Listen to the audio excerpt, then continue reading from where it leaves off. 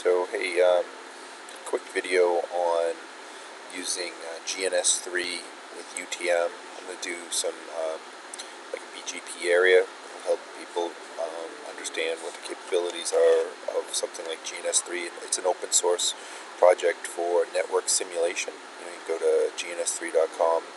It's a free download. It's got a great community. It's got a ton of online videos and such for learning different courses and things like that. Some of them are paid. You can pay for them. Some of them are free. So, but essentially, if I minimize this, GNS3 it ties into VirtualBox and VMware. It also QEMU, so it's a whole virtual environment for networking. You've got over here, you've got I imported a Cisco 7200 iOS image, so I have the ability in my inventory to run those. You've got all sorts of built-in devices, ATM switches, virtual clouds, Ethernet hubs, switches, and things like that. Frame relay, and these are some of the other things I've imported from my VirtualBox, as a UTM and things like that. I'll get into those in a little bit, but what I've done, essentially, just drag this stuff over into the screen here, and you can power them on. So here, I'll just power everything on in this lab. So, let's see, starting up this stuff. As you can see here, I've got it gives you the ability to kind of like annotate on the screen. So what I drew up here is I have, I'll just minimize VirtualBox. So I've got two Cisco 7200s and a switch, and this little doodad right here is a logic virtual cable, essentially, that you can go ahead and select the port on the switch, and select the port on the device that you want to connect it to, right? So I've got these point-to-point links. This type of networking topology is typical of, like, some corporation that has lots of remote sites. They might have an MPLS network that looks similar to this. It's something that's reachable through their LAN, right? It's a gateway on their LAN that bridges them to other sites. Now, all these are just IP'd without any routing protocols going on. So this whole AS here is 6477. It's going to be. BGP is an established head. All runs on 10.11.11.0/24. So this router down here is .48. This router up here is .24 of this subnet. And then the other interface on this router is a member of this subnet over here for this UTM, which is at 10.16.20.1. So this guy's at 10.16.20.1. This guy's at 254. So if I double click on the router, here I'm in the router. I can do show IP into BRI. Right, so you can see what I was explaining here, that the router's at .254 on Fast Ethernet 00, and Fast Ethernet 3 is at .24. I can ping my UTM 10.16.20.1. Probably the first one times out, and then the rest of them come along, and then I can ping my what will end up being my BGP neighbor, right, at .48. So that guy's down here, so that ping went across this link, show IPR, and so I can see all the devices in my little area. So what we're going to do is I'm going to create this AS here on these two routers, and then what I'll do is I'll redistribute connected and redistribute any EIGRP, any learned routes, right? So, and then at the end of the lab here, what I'll do is I'll install another UTM down here and create a peering session along with this one up here at 6580, and exchange route information between, so that essentially this UTM will be able to ping all the way down to this network, which this network, if I double click on this guy, there it comes. So this network is show IP int BRI, right? So this one's at 192.168.40, 254, and 10.11.11.48. So if I try to ping this 254, the 10.16.20 254 from my 192 network, it's not going to know how to get back, right? So if I do ping IP protocol target IP address, so I can do 10.16.20.254, that's this interface of router 2. Repeat count, sure, datagram size, yep, extended commands, yes, source address. So if I give it the source address of this 192.168.40.254, you'll see that this doesn't complete because there's no routing information to basically help it along, right? So we'll get those areas going, routing information will propagate, and then that should put you in a good position to kind of use this as a template, either, to start working with 3GNS or GNS3, and also get your feet wet with BGP. So we'll start up in a bit. Alright, so this I'm on router 4. This is down here, dot 48, and I declared my BGP autonomous system as 6477 for the document right here, and I declared my neighbor as dot 24 and remote AS. Oh, I did a mistake there. I'm gonna do a no neighbor on that one, and then 6477. And there's a lot more BGP stuff that could be done here to tweak things, route maps, and this is just a real basic, right?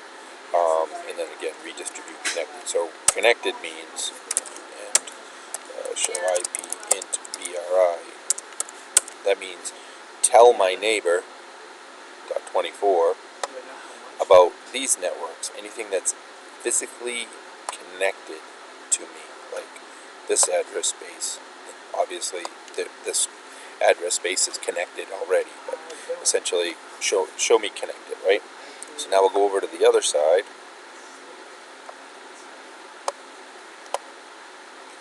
Router 2, big T. Okay. Change. This is, so I need to establish 64. I'm going to just correct this now. I do it in Notepad first as my template. That way I can just cut and paste. So I'm up here in router 2. He's at dot 24. And I'm going to tell router 2 that its peer is over here at dot 48 at the same autonomous system. Right? I'm not using any passwords or anything like that. This is just a simulated network. Okay? Redistribute connected. And now show IP int BRI. So there you can see it knows about this. So now if I do show IP route, so right now we only know of 2 connected routes, right? They're noted here by the C. So show IP BGP. So it says here that my neighbor is 10.11.0, but I'm not really doing much with show IP BGP. I can do neighbor, right?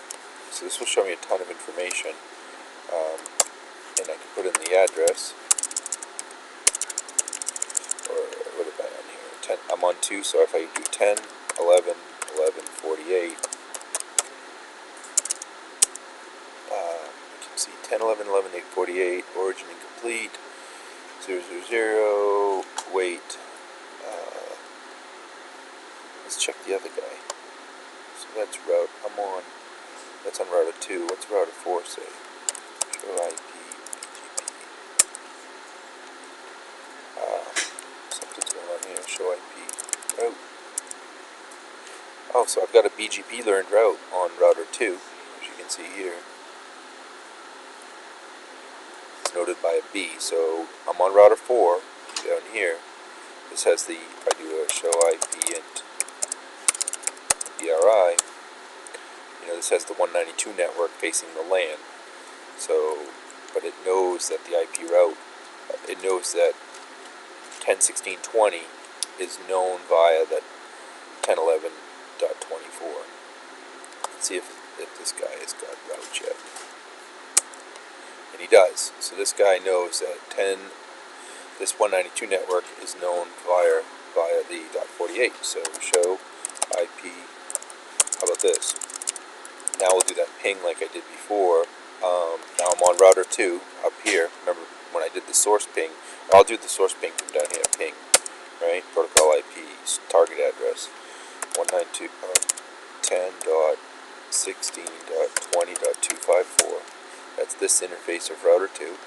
Datagram. Boom. Timeout seconds. Extended command GS. Source interface. So now I'm going to do 192.168.40.254. That's the connected, right, interface on this router, and then just boom. So now I've completed. I'm actually talking BGP here.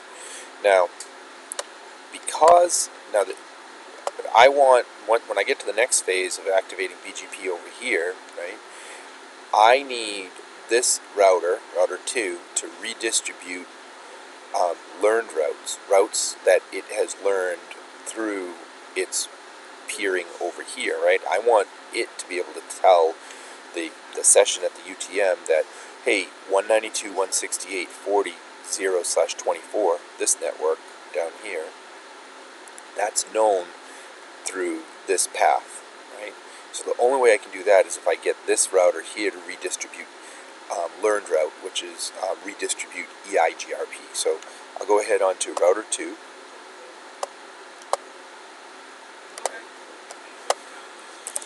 Config router BGP, my 6477, get into there. Now I'm going to create a neighbor.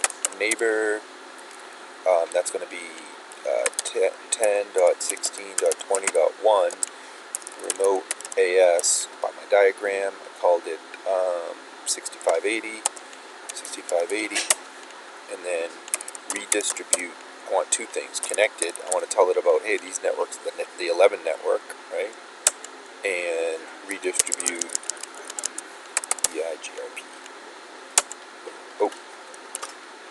Oh, for the AS. So redistribute EIGRP for 6 autonomous system numbers. So anything learned through autonomous system number 6477.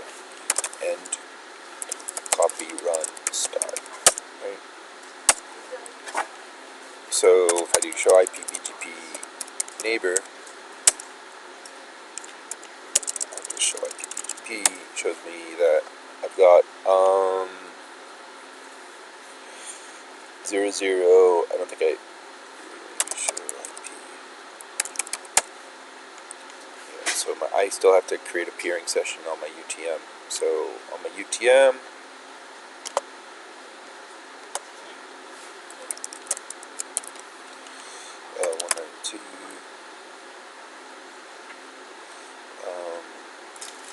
yeah, this is the host-only adapter for my VM. That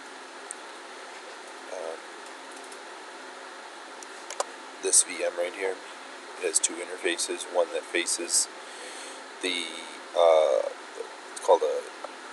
I'll look up a. Show you the properties of it.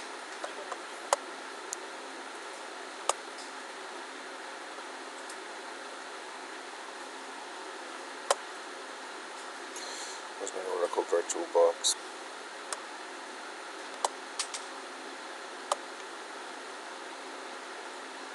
This is my UTM settings, network. I've got this generic driver UDP tunnel. Now that's what's facing this side. That's Ethernet 0.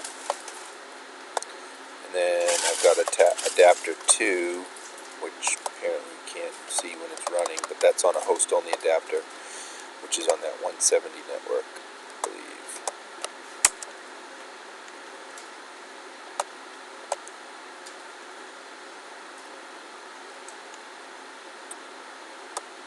I'll pause the video and get that host-only adapter figured out.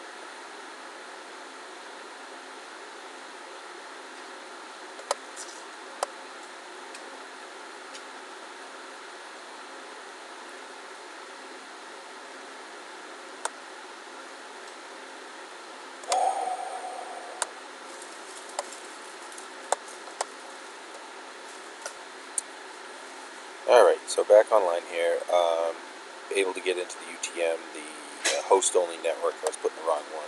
It was .20 instead of 170. Just if you ever get into that pickle, like you can't connect to your host-only side of things. So the internal network on this, which is in the simulator, the GNS3, that's on 10.16.20. All I had to do was come in here. I created under my virtual box, preferences, network, host-only network. On network 6, I created an identical host-only network, 10.16.20, at address 254, and then I just went into my VM properties, settings, network, and I just temporarily put this onto that number 6, and then I was able to go to the 10.16.20.1 address in my browser of my host and verify the configurations. So that's when I was like, oh yeah, my host only is actually 192.168.20. So let's just show you. So this is the VM that's in that lab. So 10.16.20.1. That's the MPLS, and then you've got this. I've got this fake WAN, which sits on a host-only adapter. So how can I prove that out? So if we consider the UTM over here is at .1, and then over here is this switch which has an address of 192.168. I should put it in the diagram. Let's see here. Annotate. So out here is going to be eventually AS another 6580, and it's going to be 192.168. 40.1 will be the next UTM, and this guy is going to be .254, right? So if I, from the UTM, if I try to ping that, 192.168.40.1, this might need not 40.1, because that host doesn't even exist yet. 40.254. That's 40.254. If I look at router 4, show IP int BRI, that's on router 4. So if I 254, should be able to ping that.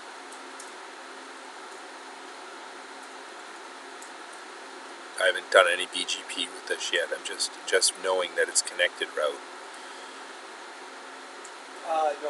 No, it shouldn't actually be able to ping that because it doesn't have a default route to anywhere. So yeah, hence it needs to learn that route. If I look in the advanced routing table, it's the only network it really knows about is the 10.16.20. It knows about a 192.168.20, but it doesn't know of any. The default is through the 192.168.20, so it's going to send it out the default route. So we have to create peering. So let's go on the Cisco first. On router 2, based on the diagram, router 2 connects to this UTM. So we're going to have to configure this peering session. So we'll come over here, get in router 2, config T. Actually, sorry, I think I did show IP BGP. We already have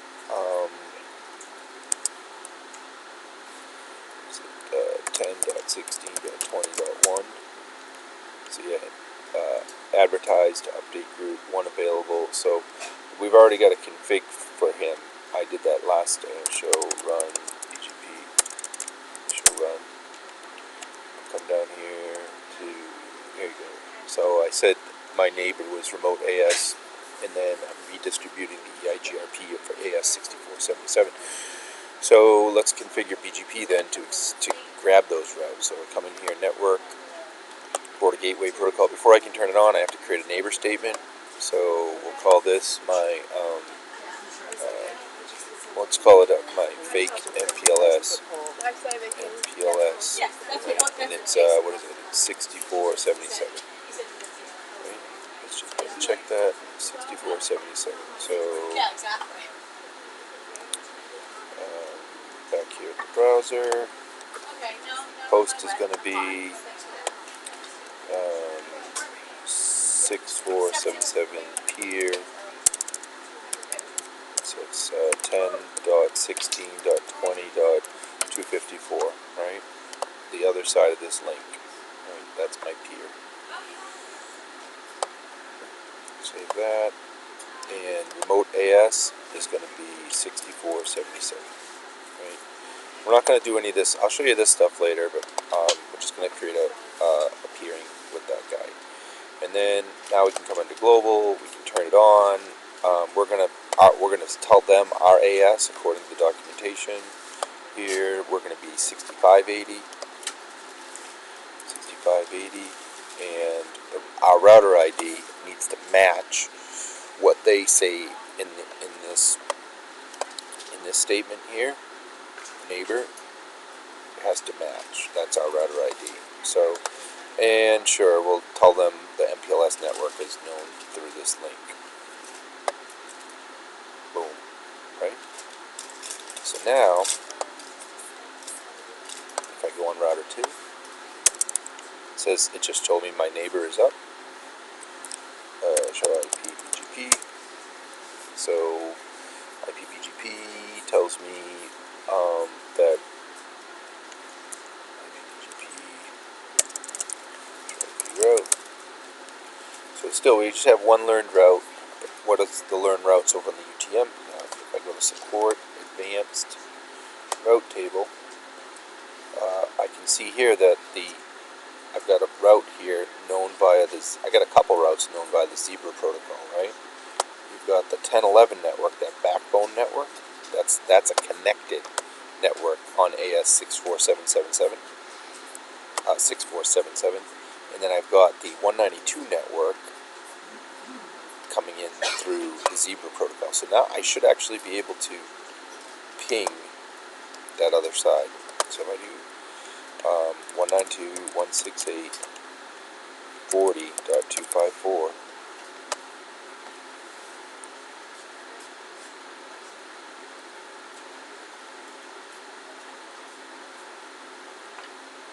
And there you go. So now, one thing to note is that in the route table here, that these routes have default metrics on them. So they're just evenly preferred as other networks. If you have something like multipath BGP, where multipath routes are, you would need to enable things like multipath routing so that you can have equally weighted routes, or you can have weighted routes so that you can have preferred paths during certain links or certain neighbors. So, and the way you control those paths is through metrics, right? Costs and such. So the first thing I would do is I'd create a filter list. A filter list by IP address, basic except all, right? So essentially, I can use a filter list like this to match all advertisements coming in. So I essentially just said it's filtered by IP address and any, so that would equal all. I'm not using it yet. I'm going to use it in a second, and then I can create a route map that says override costs, right? And then I can say for AS number, how about if I do IP address and I just use any again? So if I'm in this case, I have one neighbor. So if I do a cost of 5, which cost of 5 is lower than what a connected route would be 20. So if I do that type of cost, and then I come in here to my advanced, and then I say the routes that are received in are, I'm going to override the costs, and I'm going to filter in. I'm going to accept all, and I can go ahead and adjust that. I'm going to take a second. Advanced route table. Sometimes you have to do a BGP clear on the other side, so I can do clear IPBGP all AS 6580. Boom.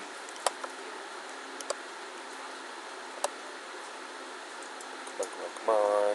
So it doesn't renegotiate. initiated yet.